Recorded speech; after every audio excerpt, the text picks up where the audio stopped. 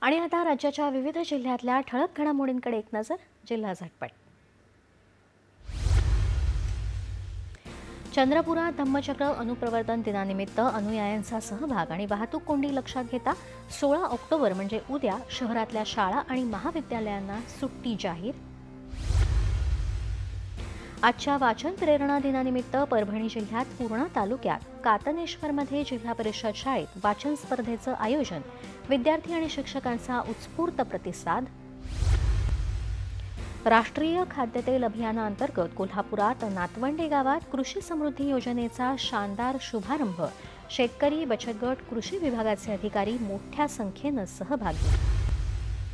गोंदिया जिल्ह्यातल्या डब्बा ग्रामपंचायतीत अविश्वास प्रस्तावावरून गोंधळ झाल्यानं पोलिसांचा लाठीमार. माझी वसुंधरा अभियानात देशात पहिला क्रमांक मिळवलेल्या गावात तणावपूर्ण वातावरण. अहिल्यानगर MIDC परिसरात विळद घाट इथं अवैधरित्या विक्रीसाठी आणलेला 13,75,260 रुपये किमतीचा अंदाजे 39 किलो गांजा जप्त. आणि भंडारा जिल्ह्यात वाळूनं भरलेल्या नंबर प्लेट विरहित ट्रकची दुचाकीला धडक.